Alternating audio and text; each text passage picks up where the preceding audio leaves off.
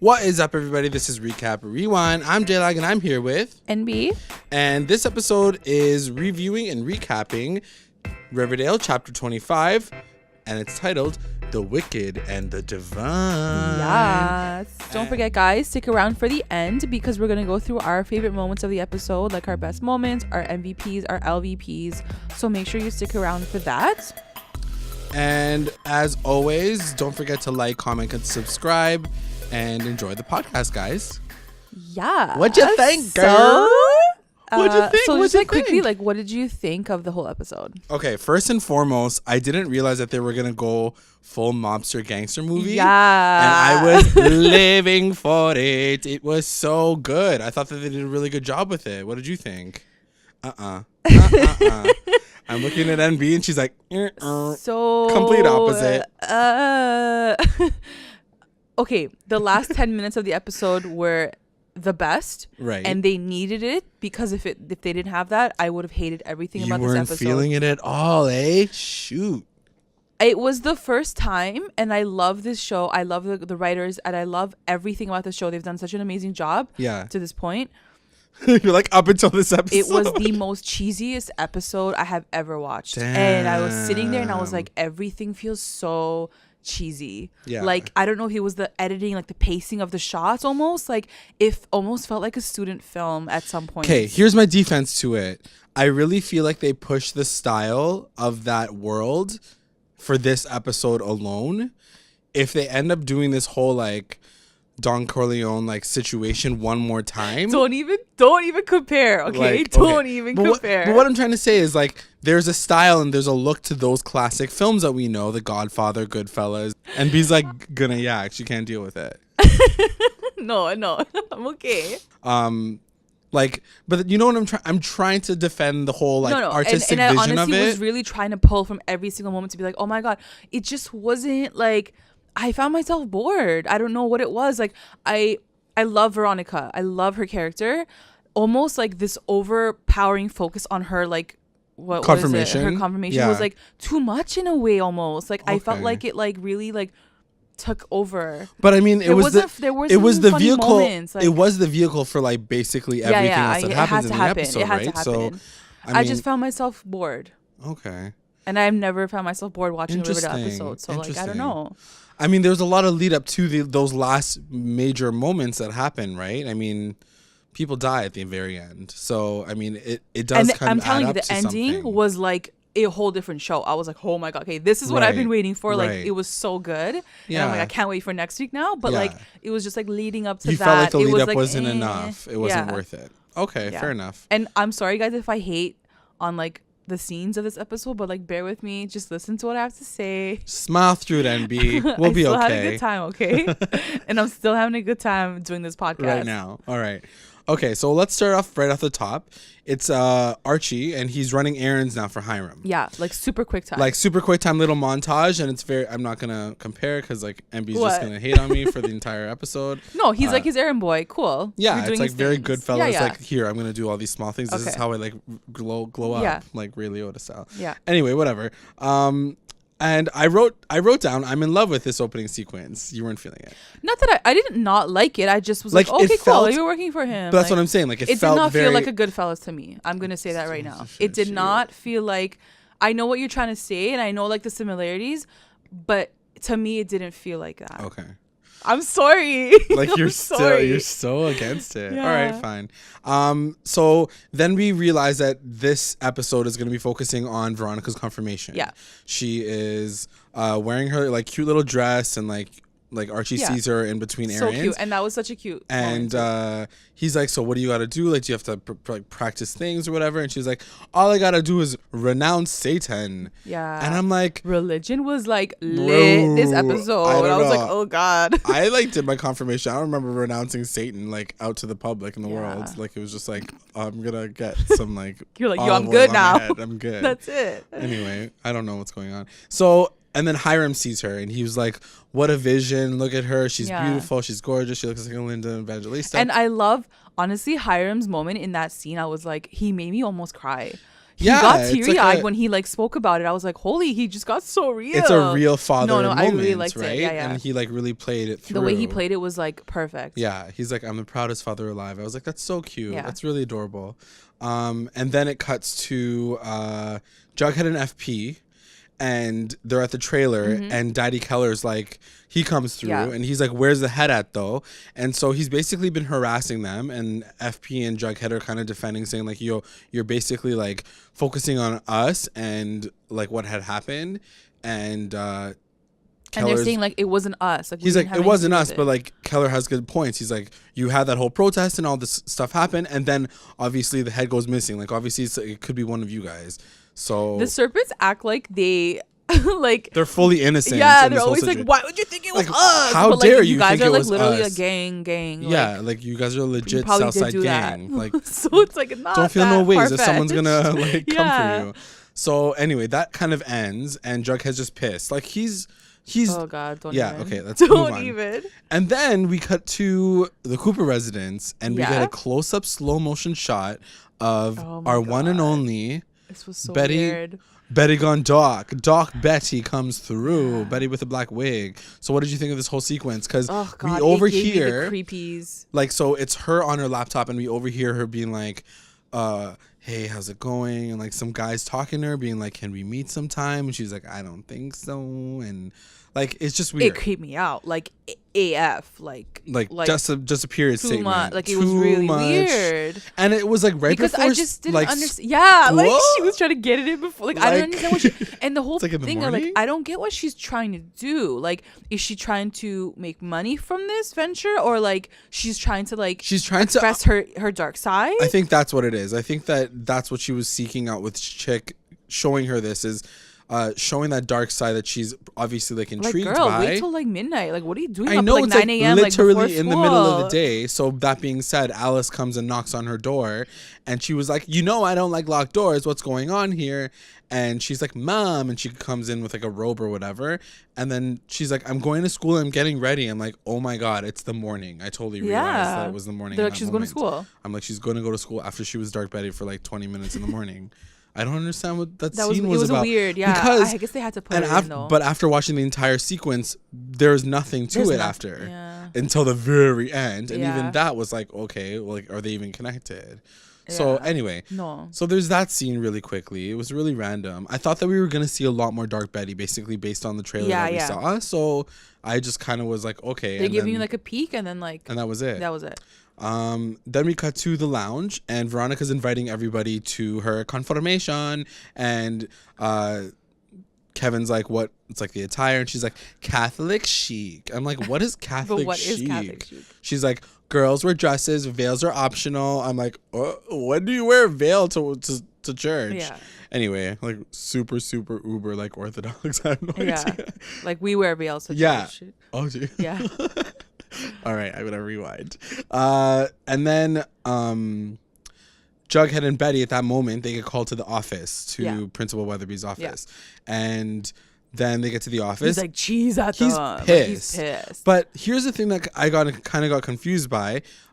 He's coming for Betty and saying like, you wrote this article and everybody's really, really pissed about it. And then he suspends both of them from the Blue and Gold. Mm-hmm. I didn't know that Jughead was still a part of the Blue and Gold because we talked about it last episode. And like he came back kind of for that article, for that I guess. moment. Yeah. I guess. Okay, fine. But like, and at the same time, he's still like keeping Betty responsible, like saying like, this is still your paper. You let this guy write for you, even if it was for one time. Whatever. Sure. You're both like cut. You're both cut out. But they don't get suspended. They just get suspended from the paper. So they're not allowed to write on the paper. But so it's a big deal for Betty. I mean, yeah, sure. I mean, it keeps her out of like Dark Betty trouble. So she's going to have like a lot of free time on her hands now. So true. So then it cuts to him apologizing, essentially. And he's like, yo, I'm so sorry that happened. I know that the newspaper means a lot to you. I got you like all involved in this situation. And Betty throws a little bit of shade. She was like, I don't think you minded because you're like always with, like you did it for Tony and like Tony's your best friend and like you guys are together and like I saw you guys. And as she's talking, she's trying to like pull more information out of him too. Like she's trying to like You guys did this, right? So this was a really interesting sequence because I kind of forgot that all, like, for one, she like brought something up that happened like 7 weeks ago. Yeah. And she was like, I saw you guys at Pop Side and you guys were like, and then whatever. they finally had this convo. Like, that's what I mean. Like, you guys never texted each other. You guys never talked about it. Never like talked about. Like, I don't understand. Yeah, it's very like in terms of time frames and the plot points, like what happened in between those things. Yeah. Like, it's very, very random. Like, the thing that still blows my mind is like Betty and Veronica still haven't talked about the fact that she kissed him. Like that's still a secret, and I guess they're not gonna talk about it. Anyway, it was weird. It'll blow up. That's the thing. Like, there's real drama, like murder mystery drama, and like gangster drama, I guess, in this episode. And then there's actual high school drama where like they're not resolving those situations. And there's how do you feel about like them like putting a pause on it for so long? And there's also Jughead, who is constantly in the middle of these two things. Like he hasn't, and we've said it before, like he hasn't had a break from like his struggles. It's true. And it's true. Just to have one moment with this girl, and when they were sitting together, I was like, oh my God, like I haven't seen them together talk about like real-ish in a long time. Exactly. And it made it very hard for me to even care about it. Right. But as soon as they were talking and he was like asking her like, have you whatever? I was like, oh, okay, I care about this now again. Like, this is what their scene should be about. I mean, for all like that being said, this episode was very Bughead heavy by the end of it, right? Mm-hmm. So yeah, it was just reintroducing these two characters that basically have not been talking to each other for the past 3 episodes. Yeah. And then suddenly out of nowhere, like, let's have this emotional conversation. In a more intimate context, I think. Because they were, like, talking, but, like, this is more, who they are like, as a couple or whatever. Like, they didn't talk about it at Pop's Diner when she asked about, like, her long-lost brother. Yeah. Like, there's so many moments that could have been brought up. But totally. Yeah, sure, fine. Like, scene-wise, I guess it doesn't make sense. Anyway, we're moving on. And, but before we move on, there's a big kind of thing that happens in the sequence. Yeah. So Jughead, she asks him, what did you guys do anything, you and Tony, like ever when we were broken up? And Jughead looks at her bold face and says, no, we just like she gave me a tattoo. I didn't know that Tony was a tattoo artist, though, by the way. She gave me a tattoo, and then he said we did stuff. He said we did stuff, but like did stuff. I don't know what that means though. Like, you guys watched TV and like wrote notes together, or like you guys like hooked Netflix up, and chilled. You guys hook up. You guys make out. Like, because the way he said it sounded like they did stuff. Right. They did like hand stuff. Yeah. Like eye stuff or like mouth stuff. Yeah. It didn't sound like it was just cash. I thought the same thing, and I was thinking like, do you think that when she finds out about Archie, he's gonna be like, but I said we did stuff. Oh, 100%. He's gonna turn that around, and she's gonna be like, but I didn't realize. For sure. And it's funny because she played it like, as soon as he was like, he asked her, he's like, how about you? Like, did you? Yeah. She's like, no. And I'm like, true, she did it. And I'm like, wait. Yeah, she totally did. I totally forgot. Yeah. So both of them are kind of lying to each other. I mean, he's not lying. He legit said, like, we did stuff. But I mean, he didn't. I mean, yeah, you're right. He did stuff with her. He implies it, but he didn't necessarily they didn't say sleep like together, though. We slept together. Yeah, they didn't. They did it anyway. So like, that's what I mean. Like, he's being honest, but she's lying. So that's the end of that. Yeah, but I also do feel like he's kind of lying too. He's not telling her the full truth. He's not going outright and saying like, yeah, I made out with her, it was an innocent kiss in that moment. He just said we did stuff. But I mean, I think it's implied that like they hooked up. But then she like would have. But like he could have also said like she's not even into me anymore. That's though. what. Like, yeah, he could have covered it up like, and said like, yeah, she's into girls though. He's like, we kissed at one moment, but then I find out the next day at Pop's Diner. Like, funny story, she's actually bisexual. Yeah, I was like, wait for. I'm like, you're not saying that part. Yeah, he never said it. I don't know, man. So maybe it's his way of making. I don't know. Whatever. Anyway, let's move on. So then it cuts to it was, and we finally get to see Bughead together again. And then it cuts to the lodge residence, and the St. Clair sent a gift. Mm-hmm. And so this kind of starts off with like Hermione being like, Mija, come through. You got a gift from the St. Clairs. And Veronica's pissed off, obviously. And she was like, well, this is how we have to like handle business. At the end of the day, business is business. And we have to like, ew, why do people give us gifts? She's like, gross. Like, I can't even deal with it. We're so disgusting. rich. And her mom's like, don't worry. This is like what happens in our world. So people give gifts. I don't know if you've realized, but they're really giving like Hermione like the sipping tea emoji situation. Yeah. This is the second episode in a row where they're like sipping tea.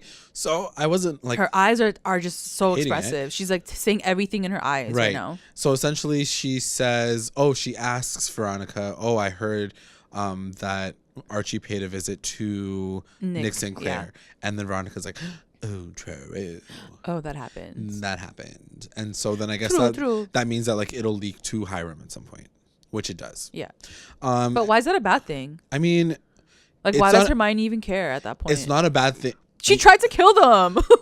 I know. Like, why are we trying to be nice to them right now when you tried to kill them? It's more just like trying to, I guess, identify like what his whole situation is, like Archie's situation is, right? To see how like why he did that. And that's why that conversation happens with Hiram later. True. Anyway, so then it cuts to Archie at Pop's diner, and he's still like doing his errands and stuff. Yeah.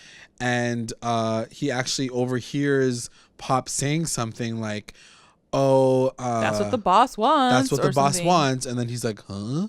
And then he doesn't like or anything for the boss or something. Pop like disappears after that. And then in that moment, he gets a phone call from the FBI agent. God. Okay, right, really quick, guys. Let's just like do a quick pause on this whole situation. So there was an article that came out last week. I really want to quickly talk about this. And it was outlining that there's a theory out there that Agent Adams potentially could be a ghost that Archie is like seeing, because we have a lot of evidence for it, right? Because he's the only one that really like is around him. He sees him only in like the soundproof like house. There's always like a secluded area with just them. They don't go to like a coffee shop together. So you think this could be real? Okay. This theory. Listen, I don't want to believe it. I don't think it could be true. Yeah. That being said, there is a very like thin connection between Riverdale and Greendale, which like supernatural things happen. And on top of that, I just read actually an interview this morning from our girl Hermione Lodge, aka Marisol Nichols. Okay. And she doesn't deny that theory. Okay. That being said, I know. You know what? I just don't know, especially after watching this episode where like Agent Adams was very involved with Archie's like whole mission. Right. And Archie was in his car. It just seems like it'd be really weird if he was a ghost. Like, I don't know. I think it would. I'm like, I'm not saying that. I'm not saying that I'm down for it. I'm into it. But if it's true, I'd be like, okay. Like I'm not like seeing past that. Yeah, I wouldn't be like, that's completely unbelievable, because I do think like, everything that's going on is really fishy. It's fishy, but he could also just be a fake FBI agent. So like, it's either that or he's a ghost. Like, that doesn't make sense. Like, guys, come on. It's like one or the other. So it's like, guys, let us know. Do you guys think that he's a ghost or he's just a fake FBI? Like, either way, I hate this storyline. But after watching this episode, I definitely don't think he's a ghost, because I feel like they were in like really like real places. Yeah, they moved to like the car. Yeah, I guess. Yeah. Like they're still in private situations. Like, and he's a ghost, and then what? Like, what's the point of him being a ghost? I don't know. I mean, they're literally starting like, up. The ghost of this FBI agent wants to bring down Hiram Lodge. Like, it doesn't even make sense. Yeah, I have no clue. I don't know. We'll see. Anyway, so he talks to him and he says, I'm going to be working for him or whatever. Like Hiram, yeah. And then he says, well, now you have to like get even closer. Whatever. I don't know. It was weird. But this entire time, and I really appreciate this from Archie, he's sticking up for himself and Veronica. He's like, bro, chill the F out. Like, yeah. I still have to like be nice, or like I'm the one that's got like something to lose. Yeah, so like relax, bro. I still can't believe he hasn't told his father that there's an FBI agent lurking on him. I mean, yeah. How ridiculous is this? That's what I mean. Guys, is like the most weird situation about this whole thing is like, what does the agent have over Archie at this point? Nothing. And he's not even like, so anyway, weird. It's such a so weird, man. It's such a silly situation that all the fans have come to the fact that like he could be a ghost because it's so stupid. Like, that's how dumb. How dumb the writing of this situation. Your fans think that he's a ghost. Come on, guys. Anyway, let's move on. Then we cut to, this part was really, really interesting. So then it cuts to the Jughead trailer again, and Daddy Keller just be like serving up some shade this entire situation. FP. And so he like gives everybody an eviction in like the trailer park area. And Jughead's like, is this about the head? And he's like, no, none of you guys have been paying rent, so like everyone's getting evicted. Can you guys do that? Can you do that? Well, they said that it's legal because they're on like town property, so like they have the rights to do it. That's some But like at the end, Keller throws so much shade because he's like, in the meantime, when you guys are moving out, if the head does show up, right? So he's basically still saying like, you guys have it. You guys have it. Like, so shady. Find out where it is. Anyway, and so then there's that situation. Yeah. Then we cut to, okay, I want to know all your tea on the situation because it's at the Lodge residence, and Sierra McCoy and Josie come through to apologize. Okay. And I wrote down literally, is Josie a zombie? Totally. Question mark? Totally. This girl possessed? she was mentally, I mean, I think that was the purpose. She was mentally checked out. She doesn't give no shit about Veronica right now. But she's like, so cheesed at her. But she's checked out. But her mom is forcing her to do that. But she's not playing it right then, if that's the situation. Why? She's like, hi. She's not like cold. She's more just like, yes. Well, here's the thing. I think looking at like Sierra's face, I still can't believe her name is Sierra. Looking at Sierra's face, I'm just like, she's terrified of the lodges. Like, you can see it. Like, she's legit scared. I think especially after what happened, I guess, the next episode, right? She sees like the power that Hiram can have over the town. And I think maybe she's just prefaced Josie with like, yo, watch your step right now. Right. Like, be careful, because whatever you say could like change your whole career, everything. Like, if Veronica wants to sing that song, you let her sing that song, though. So I think she's trying to play like mentally checked out, but also like scared too of like what she's gonna say or whatever. Yeah. I wanted them to have a moment to be like, hey, can I talk to you, girl, for a second? But they didn't have that moment. I'm sure that's gonna happen at some point. And I think Veronica tried, right? Like, even when she was like, Josie's gonna sing like whatever Bittersweet Symphony, and then she was like, I thought I was gonna sing, and I was like, oh god. But then she was like, it's okay, like we can. She's like, we can sing it together as a duet, because like that was like the happy medium. But like, even that was like, okay, but why are we talking about this right now? Like, it's such a random situation to talk about. Anyway, she just looked really, really, really checked out. Like, Veronica was like lit, and like in comparison to that, like Josie was. I mean, she had to be, because she was cheese too. Like, Anyway. Yeah. So we cut to FP at the White Worm, and he's like going off. So he's like now the leader, right? So he's pissed that they're evicting them. He's like, this is not going to happen. And then Tallboy, oh my God, Tallboy comes through and he's pissed off, and he blames Jughead for like bringing this whole North Side situation down, and you're the one that like did the like the article, the riot, like, or whatever, the protest. And it's such a stupid fight. Like, it's such a dumb situation to be getting into, because at this point in time, like, guys, just find the fucking head and move on. Like, just take in though right now that they're yelling at a 15-year-old kid right now, right? And like, they're like blaming him, like, and that's so the part intense. that I just could not get over. Right. This whole scene, even with Penny after, like, I just couldn't get over it, because I'm like, they're yelling at a little kid right now, and they gave him that power even before that. Like, exactly, it just sounds crazy to me. It's just too much. Yeah, like, it's too much. This gang is like so random right now. Yeah. And then it cuts to Archie and Hiram asks about him kicking Nick's ass. Mm-hmm. And what did you think of this whole sequence? Because it ends off with Hiram saying, "I'm impressed." Yeah.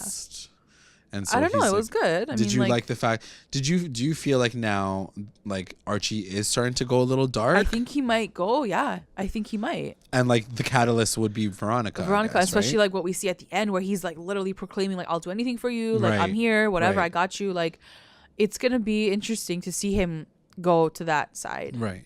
So in this sequence, also Hiram asks him to be the busboy for this big poker game that's happening. And he's like, okay. And then it cuts to the Cooper residence, and this is an interesting sequence that I'd like to talk about, because Betty gets home, and somebody comes down the stairs, and it's that kid Grundy, Ben. And he was also like the one who like worked the concession stand at that movie night. Yeah. So yeah, right away I was like, this guy is that same guy. Do you think that there is something connected to that situation? The fact that they chose the same actor. Oh, like for the Grundy thing, for like the whole Black Hood thing. For the Grundy, and like, now it's connecting to I didn't even think of that. Like, I don't know. Why are they pulling this guy specifically? And also, like, why was Chick in a bathrobe? Drinking milk. Yeah, like, did they hook and up? Loving life. Huh? Is that what happened? Like, they hooked up? No, I mean, I think that he says like, no, that's not my client. I would never bring a client over. That's like disgusting. Never do that. That was his like whole line. That's right. I just didn't understand though. Like, they didn't even explain that either. They're like, why was he in his bedroom? Why was he upstairs? Why was he even over? Why was he half naked? Why was he drinking milk? But that's what I'm trying. Well, okay. I don't get it. I don't know. I can't even like theorize. I don't know. So really quick, like film history though, with the milk situation. I was reading through the tweets that Camila Mendez mentioned that milk is a motif in Riverdale, and for moms. Yeah. So that whole idea of drinking milk, we have another character who's actually who drinks milk, and it's Kevin Keller. He comes down with a glass of milk. So that whole idea of nourishment, mommy issues, and it was like made most famous with the movie A Clockwork Orange, right? Back in the day with Kubrick. So it was that like throwback to that motif, which is kind of cool. So, but what does that mean? That like chick is he's got mommy issues. I think that's just like a side situation. Right, he's got major mommy issues. Okay. Yeah, but like the thing that I wrote down too at the end of this sequence was, why is this all happening? Why is he having people over? Why is he teaching her about clients? Like, I don't understand. And he doesn't explain himself though. Like, he doesn't explain it. She's like, you had someone over. He's like, yeah, it's not my client though. Then what were you guys doing? He says that he was just getting a job. Okay, at the I don't boutique or whatever. believe that. Yeah. I don't know. I don't get it. I just didn't get it. Yeah, I'm not really sure. And then he says like, don't bring any clients over. Boundaries are key. Yeah. Like that was like his line of like that part. Yeah. And I was like, I still don't understand why Betty's doing this. It just doesn't make any sense to me. No. Anyway, so then let's move on to Jughead and Mayor McCoy. So Mayor McCoy, Jughead visits her, and he's like turned the F up. And this sequence was really weird. They were playing some like really random music where it was like this whooshing. Like it was almost like this like CSI kind of like, I found the secret and you found the secret. And it was like this back and forth like situation where like Jughead learns about like Hiram being the one to pull the strings, because he's like, why are you doing this, Mayor McCoy? And then it was like, whoosh, somebody's waiting, like somebody's like holding something against you. And then it was like, whoosh, and Sierra's like, you don't even understand what you're getting yourself into. I was like, what's going on? It was such an extra like why does she even care what this kid thinks of her? It's true. Why is he even in her office? Like they're having a legit full conversation. They're having a legit like battle right now. Because then I want to call her Sierra from now on. Sierra was like, back down. She was like, she tells him to back down. I can't believe this is happening. I'm like, you're talking to a 15-year-old boy. So, and like you're talking to a mayor of like your town. Like I don't get it. It's that accessible. I'm like, damn, I don't even know where my mayor is. Like, fuck. So then it cuts to, is it a soup kitchen? Like, soup kitchen. Yeah. They were making fun of it that it was like McDonald's. This week, so mean. But it's not. So they're at a soup kitchen, and Veronica and Archie are just like talking, and she kind of freaks out about hearing about him being the busboy for the floating poker game. So he's like, she's like, be careful, this is like a big situation, it's not a joke, like these guys are pretty intense. And she's just priming him, and Archie's like, don't worry, I got you, I love you. And then it cuts to Pops and Jughead and Betty are finally meeting, and it's such a formal situation. Like they're sitting across the table from each other, and he's like, thank you for meeting me, and she was like, don't worry about it. Like it was very like formal in the beginning, and then he basically just divulges all this information about like how he's stressing out about the serpents and they're losing their lands, they're getting evicted, whatever. And she basically says, well, the last time I got involved in serpent shit, you pushed me away. And he was like, true, but like also like, I need your help right now. So he comes, she's like, okay, I'll help you, let's go find the head. And then she says like, why don't we just like find this head and like fix the whole situation? And he's like, true, let's do that. Then it cuts to Hiram in his study, and Hiram and Veronica have a conversation, and she was like, why are you doing this to Archie? He's gonna like learn about all the family secrets, and like, why are you doing this? I don't want him to be compromised. Like that was her big thing. What did you think of that whole sequence of her saying like, yo, don't involve my man? For sure. I feel like she has to say that. They're 100%. She's not gonna be like, come here, come to the darkness. But at the same time, it's going to be their biggest struggle, I think, is like, how much are you going to let him in? How much are you going to keep him on the outside? And I love that like Hiram was like, you have two choices. You either leave him out or you bring him in. Right. Like that's your only option. So I know that you mentioned right off the top of the episode that you weren't a fan of the way this was like all structured and focused so much on the confirmation. However, I will say that this episode really did shed a lot of light into the lodge world and like the family history and like the fact that they are full out like gangster mobsters and like there's a lot of connections and things that are going on. So even at the end of this scene with Hiram saying either he gets in or he stays on the outside forever, it just reminds you that like this is not just like some joke ass like rich girl poor boy situation. This is like, you're in this situation for life or you're not in the situation. And like that is a lot more of a dire factor for them, right? Like the fact that she doesn't want him to be a part of it, but like, you know, that struggle is there and the stakes are so much higher because, you know, like death can arise in this situation, obviously, as we know of like gangster movies. And so then it cuts to the white worm and we get a surprise. The snake that was like lurking is now above the ground. Penny Peabody is back, and she's back for vengeance because she's pissed because Jughead, which she should be, right? Because this kid literally carved her skin out of, like, I forgot that even happened. So yeah, I like blocked it out of my memory because it was such a random situation. And it was so stupid. Well, it was funny that you said that because when we first talked about it way back when it happened, you thought that she like got killed. Yeah. And I was like, okay, she like got killed. So intense. And then my thing was like, no. He just like cut her arm, like the tattoo where the tattoo is, and she's gonna make her way. And you're like, but she's just gonna make her way back to Riverdale. It's like literally like she has a car, like she can come back across the street. Like he's such an idiot. Like, and like this scene just made me hate him even more because it brings back like all this dumb stuff that he done. My skin, like what's wrong with you? So essentially, she wants justice, and Tallboy's like, you're a piece of shit, and and the entire time, poor FP is just like SMHing. He's like, what? What he's did just you like, do? I can't deal with you right now. You're so useless. This poor man is gonna have a stroke. And so I know, seriously. And so Penny, she says like she wants justice. She wants to carve like Jughead's like tattoo. I want back in. And I want him out. Yeah. And so they were like, we're gonna deliberate against this whole situation because like they have to like judge it as like as a group or whatever. And then it cuts to FP and Jughead at the trailer, and FB essentially like beats the shit out of Jughead, and at it's this well point, deserved. Like I wanted him to like beat the shit out of him. Yeah, I'm like, this kid is ridiculous. He needs to get himself together, like, because you cut her skin off. Like that's really messed up. It is really messed up. If you had beaten her down, okay, it's terrible to say, but like you literally got a knife and cut her tattoo off. Yeah, like, it's gross. It's really gross. And he even said like you put your hands on a woman. Like what are you doing? Like all those things. Like, take that in, Jughead. How would you ever do any of those things? Weird, You're so fucked up. Like what's wrong with you? I don't want Betty to be with him. Like like what's wrong with you? He's not cool anymore. Yeah, it's true. As soon as FP said it, like you laid your hands on a woman, I was like, it's actually so true. As evil as Penny is, like, yo, what are you doing? Like they could have like bagged her and like taken her somewhere far and like dumped her like on the side of the road. But even that, like legit cut her skin off. Like that is like disgusting. That's like mutilation. Yeah. Anyway, let's not like just dive too much into it. But it was really messed was up. Pissed. Yeah, and he says, "You think you're a hero, but you'll be the death of us." Yeah. And I was like, cold. I love that. But it was true. FP played it really, really well. Skeet Ulrich was giving all of it to me in the scene. And at the end, Jughead throws his hat down. Like pissed. He's like so pissed. Why are you angry when you know what you did? Yeah, you done effed up real hard.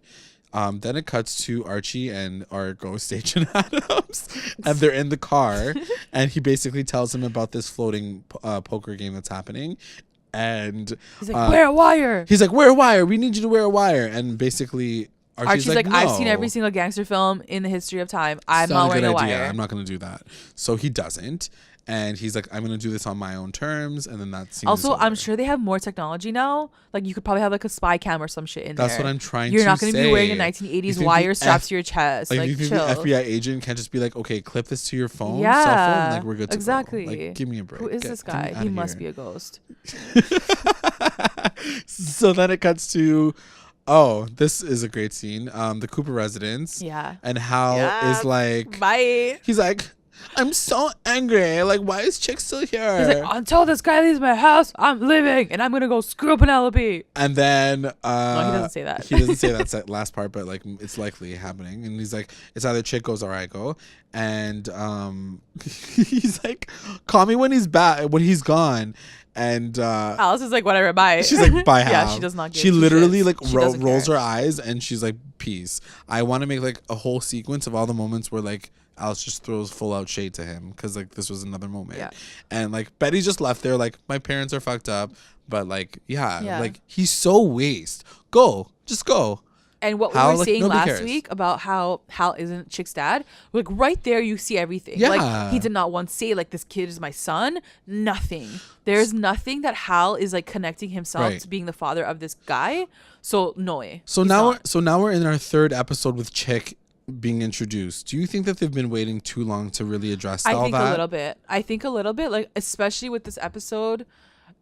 You know what? They could even just say it, like, Alice can be like, I don't know, like, there's not even one literally thing. anything, like something that says like, oh, your jawline looks the same as like, or like whatever, like, or even Hal in that moment saying like, I don't even know if he's my son. Yeah, like something like this guy doesn't even say anything. Like, it would be actually really cool if he stomped off saying like, this man isn't even my son, and then like Betty's left with like, ooh, another mystery to uncover next week, and then Betty's like, okay, true, that's why my dad like, doesn't even like this kid. Like, even Betty doesn't question. She's not saying like, Dad, he's your son. Like, why do you hate him so much? Exactly. She's not even saying you that. You only need one sentence to figure this fix this whole situation.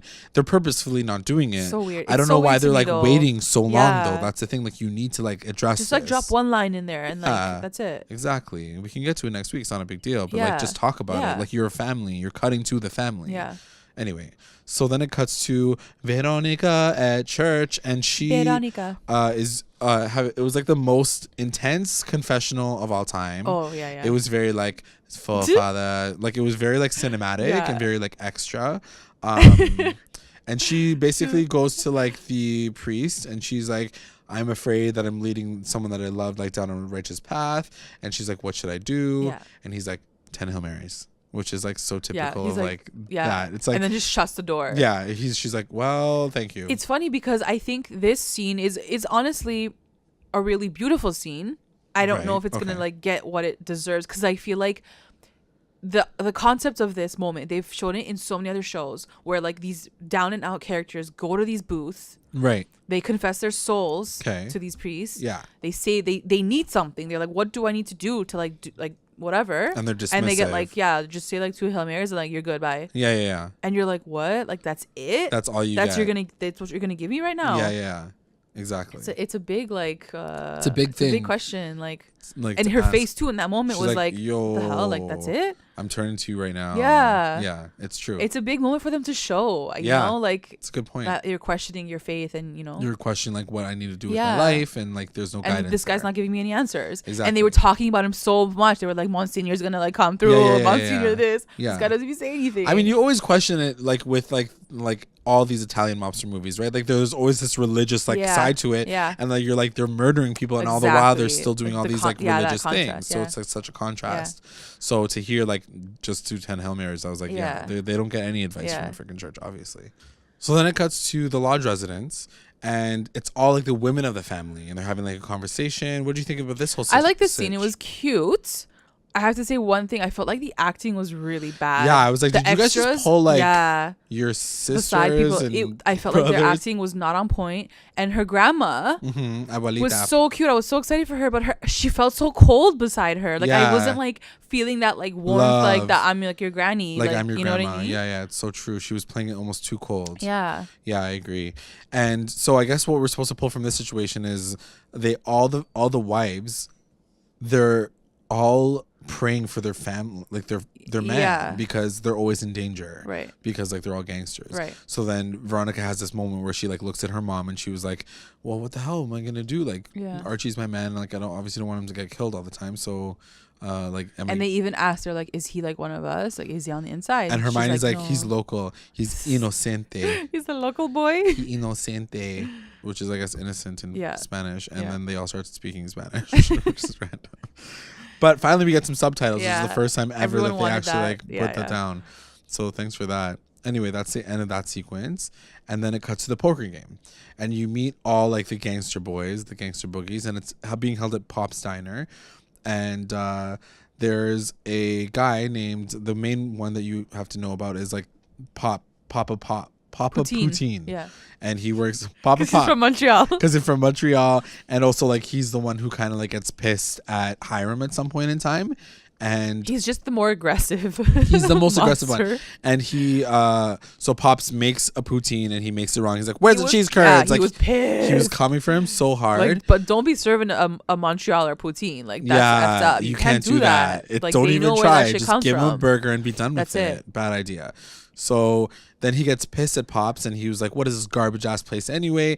And then he's like, who owns this joint? And then Hiram's like, I Me. own this joint. What did you think about Hiram in that moment? Like that he kind of stuck up for. I thought for it was Pop. good. You know what really cool what to it was? see, I feel like as much as Hiram is this cold, heartless like businessman, clearly he took this on and it's still like okay. Yeah. Like Pops is not like scared of him. He's like, oh, I respect him because he's like taking care of me. You know right what? now. In that one moment, it really like I was like, I love Hiram. Like Yeah. he could have been like, yeah, what the hell, Pop? Like, what did you? He was like, no, like I bought this place, my business. Sorry, Pop. Like, apologize. I was to like, him. this like, man's gonna come through one day. I feel like he's really gonna come through. I still think he's coming gonna through. fall in love with Riverdale. Like, I think he's like, I think he's a mobster, but at the same, and he's doing his like own thing as a businessman, but he still cares about like where he lives. Like he's not gonna like kill everybody. Yeah.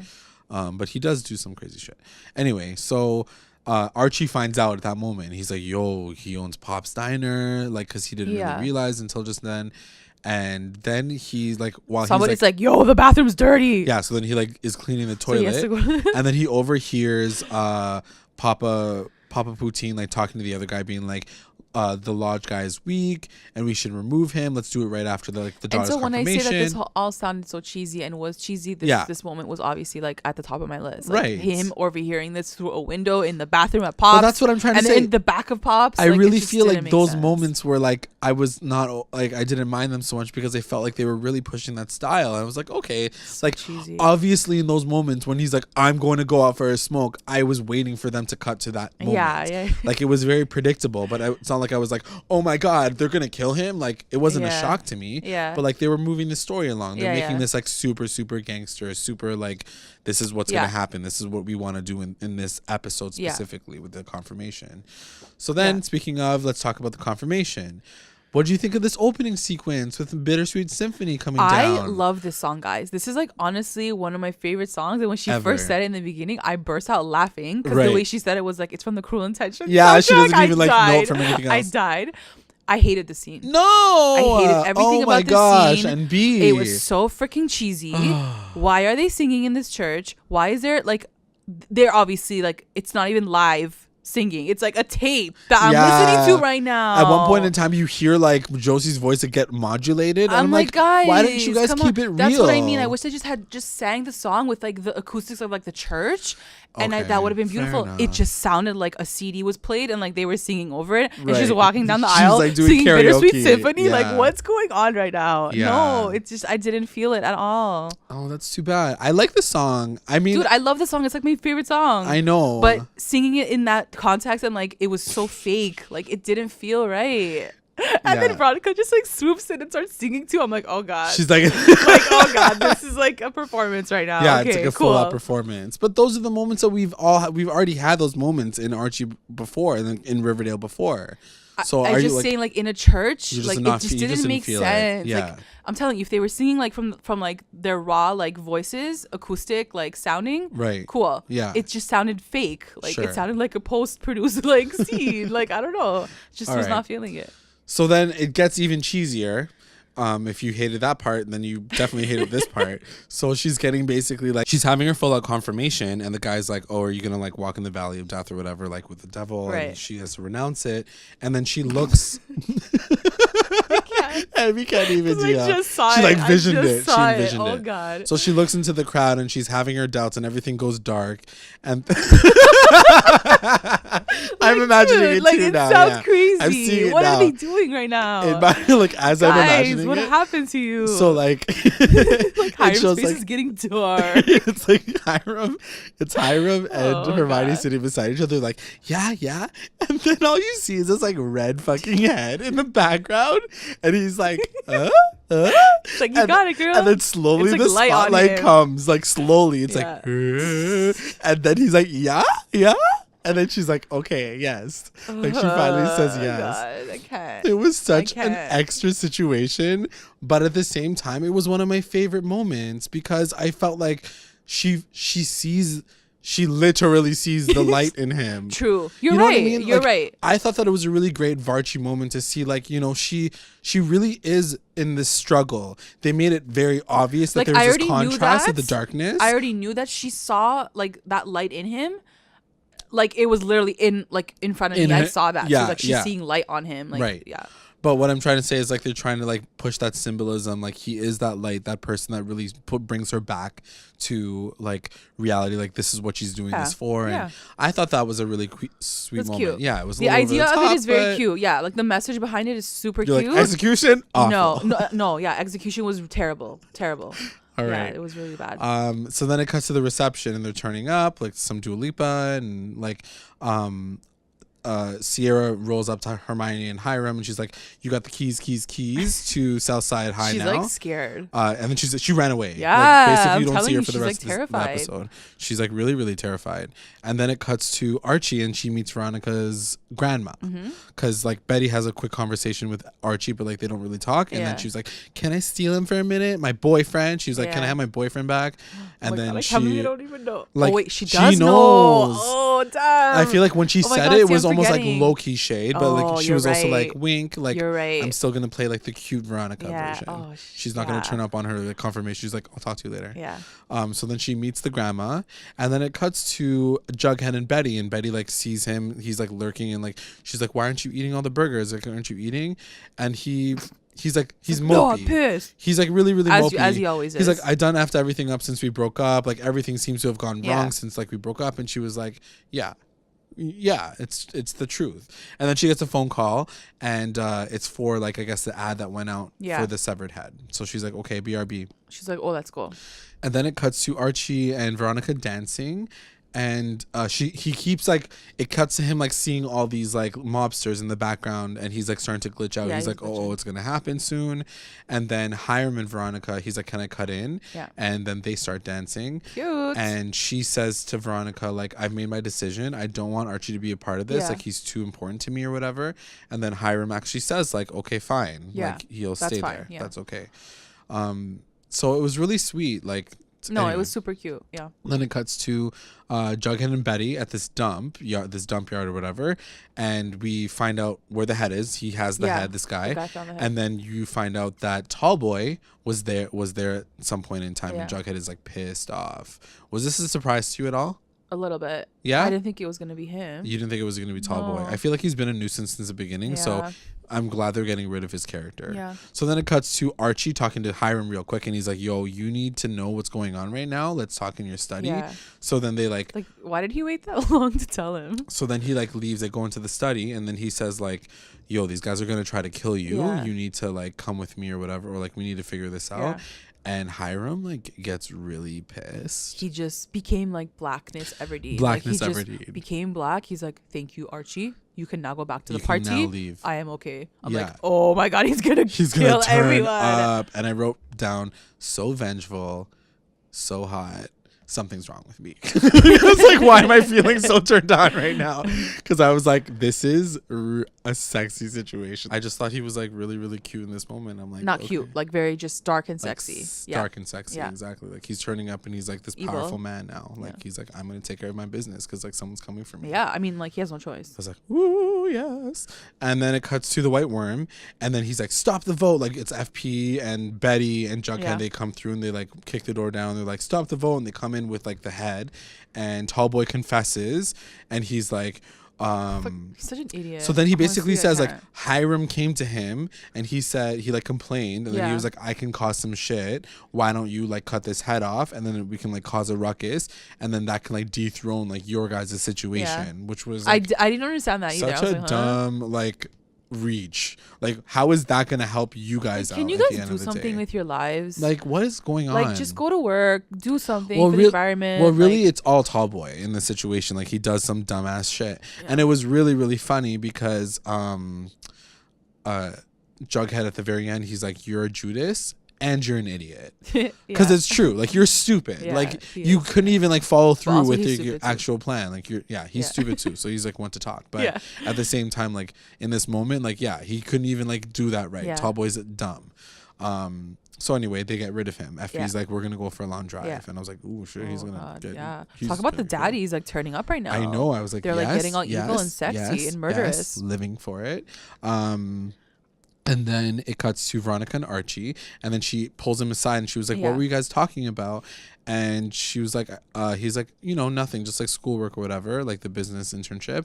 And then she's like, "Listen, Linda, like my dad is a mobster. And then Archie's like, yeah, I know he's like I've seen all the movies. And this is throwing back to like what we were talking about earlier. This episode is like, yeah, it's like exactly like the movie. He's like, it's like almost like it's almost too typical. Yeah. And Veronica's like, no, but like it's more than that. Like you don't understand what he's doing to like Riverdale. And then Archie's like, I don't want to know. I don't care. And then she's like, I don't need to know. You don't have to protect me. Like I love you, and like this is fine. Like it's not a big deal. Which I thought was really cute. Yeah, like he's so like cute. He's like, I don't need to know all the situation. I love you either way. It doesn't make a difference. So cute. Then it cuts to the trailer, and Jughead and Betty are talking, and like they're sitting like very far apart from each other on the couch, and very awkward. They're like, yeah, so I guess like Hiram's doing something. Did in the you town. When this scene started? Did you picture ending off the way it did? Kind of, yeah. I mean, I was waiting for it, and it happened, and then I was like, okay, I couldn't imagine it any other way ending. Otherwise, like, why would you cut to this trailer? And by this point, guys, I am like over this episode. I'm like, I'm so done, and this is so boring. Yeah. So I was like, this needs to happen right now. Like RN, yeah, exactly.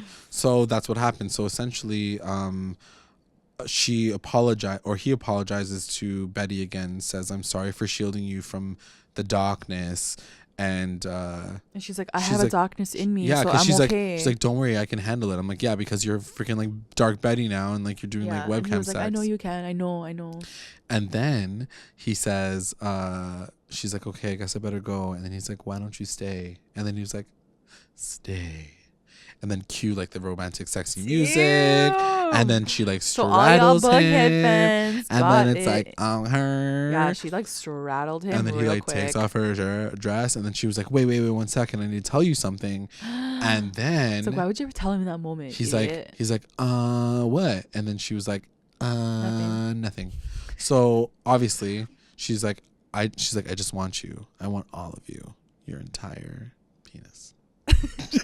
She doesn't say that, but she switches the mode, and she goes like, yeah, like I like there's nothing that I want to talk to you about. So clearly that's gonna come up in Avi as an issue later.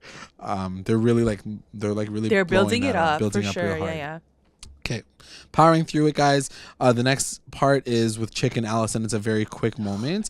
Yeah. And he's still drinking milk, and she was like, "Yeah, that's what happens to you." She's like talking about Betty, and she's like, "See, this is what happens to your They're sister." Sitting at the she dinner table, and like no one else is there. No one else is there. He's asking about Hal, and she was like, "He's getting it in." Yeah, she's like, "Hal's like, I don't, God knows where." And then there's a knock on the door, and there's a creepy ass guy that comes. She was like, "Oh, it must be Hal." Right. So I'm like, oh, okay, cool. She's like, there he is right now. And then it's a client. It's like a client or like some sketchy ass guy. Or like his pimp or something. And he's looking for Chick. Yeah. And then it cuts to the next scene, and it's Adams and Archie. Yeah. So that's what I mean. There's all these things happening, and then we have this like random FBI ghost situation. And so he's like, so just to let you know that Papa Poutine was found dead, like shot in the back of the head. So do you know what happened? Did you hear anything? Did you know anything? Hiram, nothing. And Archie looks at him and he's like, no. He's like, no, I didn't hear anything. He denies it. He lies. Yeah. So what did you think about that moment? I mean, yeah, it's major, right? Like it's a major laser situation. For like sure. he's protecting. But my only thing is like, his family if he's gonna keep protecting his fam, like Hiram and like Veronica, then like, what's the point of even talking to this guy anymore? Like, that's what I'm trying to say. Anymore. Like, you're gonna become a double agent. Yeah. Like, what's the big situation here? So I don't know what it's all leading up to. Like, you're gonna go to jail for like perjury, like because he's still a kid. Random. He's a teenage boy. The fact that the FBI agent has not asked to see Fred, and like get, like, you need consent. He's not a legal he's not an adult. Let's this stop is talking crazy. about it because it's actually insane. It doesn't make sense. It's actually insane.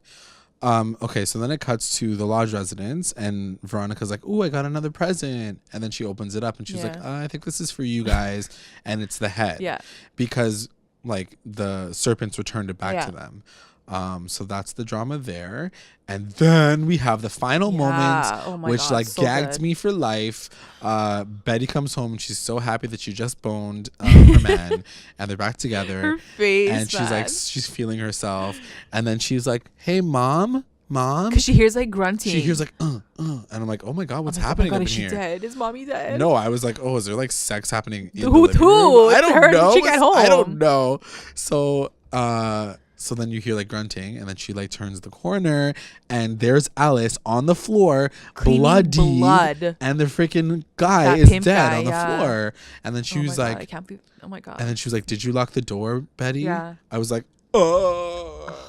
God. Like fully gagged. My face was like jaw dropped. Such a good I was ending, like, though. oh my gosh. Yeah. I was living for it. So what do you think about that moment? What do you think about what's going to happen next episode? I think it's gonna bring them all together. I really think that it's gonna like bind Betty, Mommy, and Chick. Because now God knows what happened. My assumption is now that. they're gonna have to like freaking hide a body. Like, what's gonna happen now? Yeah, I bet you she'll try to call FP to like help her. Oh. Yeah, she'll be like, I did something. You have to help me with it, and then like they'll bone. Oh my God, yes, I'm feeling all of that. Yeah, that's a great theory. Yeah. But every theory leads to FP and Alice. Okay, guys. Yeah, it's just like #Phallus this whole situation all the time. So yeah, that was the episode. All in all, great episode. I enjoyed it. Glad you enjoyed it. And B's like looking at my face. That being said, I was on Twitter last night, and our fans also said that 89% of them said it was amazing. So okay, glad you guys all liked it. Like, I'm so happy for you all. Oh man! All right, let's get to our recap roundups. Recap roundups. Best moment. So what was your best moment? My best moment is going to be the Bughead sex. Okay. Yeah. For sure. I'm glad that you said I think that it came not like out of nowhere, but like definitely I didn't see that this happening in this episode because I was just like, what is this? Right. And then I saw them and I'm like, go do it right now. Go do your thing. My best moment, you're gonna hate it because it's Veronica seeing Archie at church. Of course. How is that your best moment? Whatever. I loved it. I'm done. I loved it as a Archie moment. I was living for the corny this episode. I did not care. So that's mine. WTF moment. My WTF moment was Betty walking in and seeing her mom clean up blood on the kitchen floor. Yeah, mine was like the same. crazy. Yeah, I'm like, what a good way to end off the episode. It was a great way to end off an episode, and just like you said, if you weren't feeling the corniness of this episode, that pulled me right into the end. And her face, I'm not even joking, Lily Reinhart's expressions are golden. Like, she knows how to react with her eyes and her mouth, and like, I see her face and I'm like, that's how I would react if I saw a dead body. Like, it was really Your good. mom She's really good. She's amazing. She's a fantastic actress. All really good actors, I have to say. MVP. My MVP is gonna go to Archie. Okay. Because I felt like he came through so hard this episode. He usually does. Yeah. But specifically this episode because he was so adamant to be like, I'm sticking up for my girlfriend. I'm sticking up for like my girlfriend's dad. I'm not gonna give you this information. Yeah. I don't even know who the F you are right now. You might be a ghost. I just love that he kind of stood up for that. And especially at the end when he was like, I love you no matter what. Like nothing can change that. Yeah. Super cute. Yeah. Like, he was so cute. He was good this episode. Yeah. Mine was either him or Mr. Daddy Hiram Lodge himself. It's true. He's also my MVP. Yeah. I think that he really killed it. He showed all of his like familial side. Yeah. He showed his boss ass mobster side to this episode, and I loved all of it. Like, I think he really pulled through this episode. He did. And he like got some shit done. Killed some people who were coming for him. So get it. LVP. My LVP, because I just didn't want to say Jughead again. Okay, go. So I'm gonna say Veronica. Oh. Because I felt you didn't like her choice of dress. Because I just didn't feel like even some of her lines were so obnoxious sounding almost, you know what I mean? And I feel like she's not really doing much. She's just sort of like lurking. She's just like, Archie, what did you say to my dad? What are you doing? Like, I don't know. I just wasn't feeling her. Right.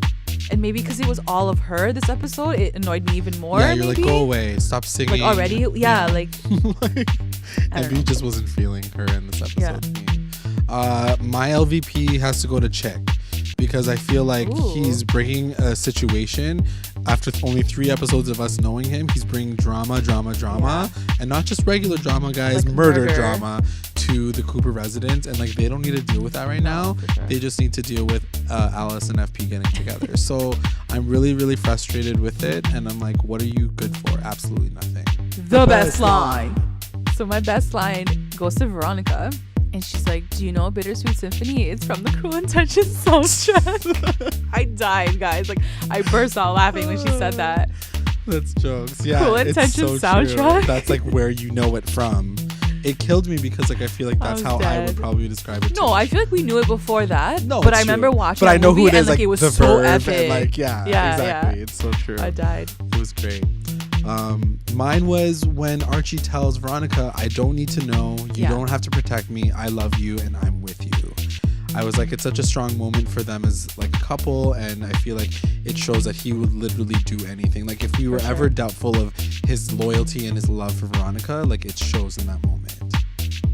Okay, so that's the episode, guys. But I just wanted to like finish it off with like, I'm not really sure how you guys found us, but did you know that Recap Rewind is now on Instagram, Twitter, YouTube, SoundCloud, Spreaker, iHeartRadio, iTunes, and Facebook. So make sure you guys stay connected and join the conversation. Make sure you like and subscribe and follow and review and comment to stay engaged with Recap Rewind. We love you guys. We love that you guys are listeners. So just keep listening, and that's it. Bye.